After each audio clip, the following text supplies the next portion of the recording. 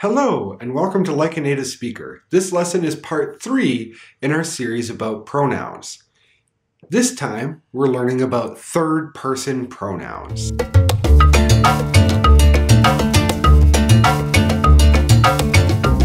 Before we begin, I would like to ask you a favor. I would like to know if you are interested in studying with me in a grammar course. If you are interested, please email me at LikeANativeSpeaker1@gmail.com and just tell me you're interested.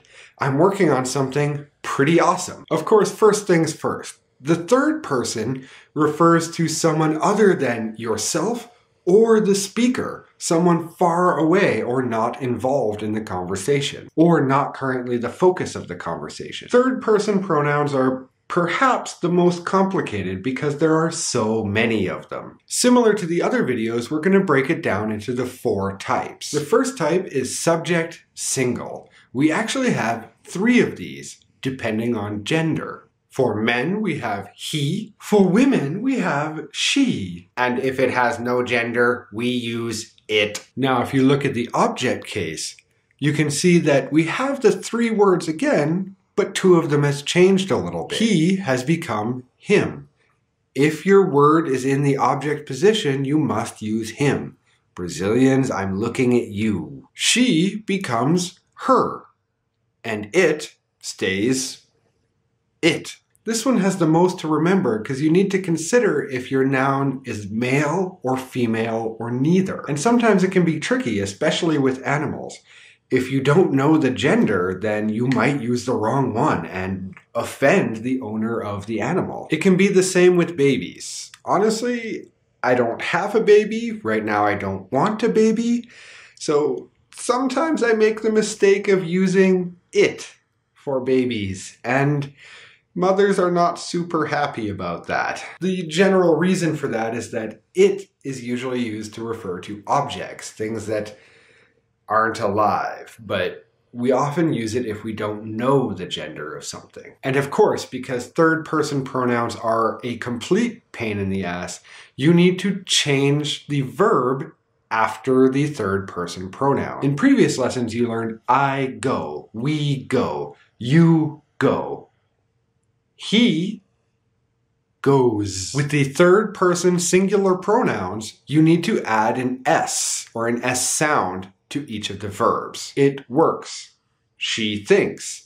He poops. This is one of the most common mistakes of beginner and advanced students, so be careful. Change those verbs. Now the plural subject form is they, and the plural object form is them. In both subject and object, you just have the single word. You don't need to remember gender. It's only third person singular. So what about the verbs for the plural third-person pronouns? Well, what do you think? They go. They walk. The plural third-person pronouns is the basic form of the verb, same as first-person and second-person pronouns, which means it's only the third-person singular pronoun that changes the verb. Now, one final note about this is that in recent years, many people want a pronoun that doesn't indicate gender. And while some people create new pronouns, none of those have really caught on as popular.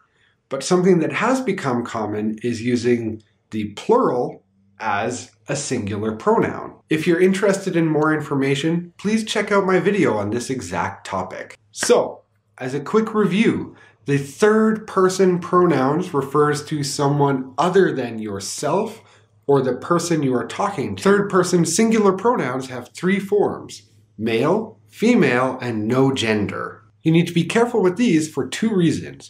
1, the subject and the object forms will change. And 2, the verb form changes as well. The third-person plural is a little more simple. There's only subject and object position. They and them. And it's becoming increasingly common to use they in the singular when you don't know the gender of something, or if the gender doesn't matter. As always, if you have any questions, please put them in the comment section below. If you enjoyed this lesson and this series, please subscribe. I love hearing from and meeting new students all the time. And as always, I will see you and him and her and them next time.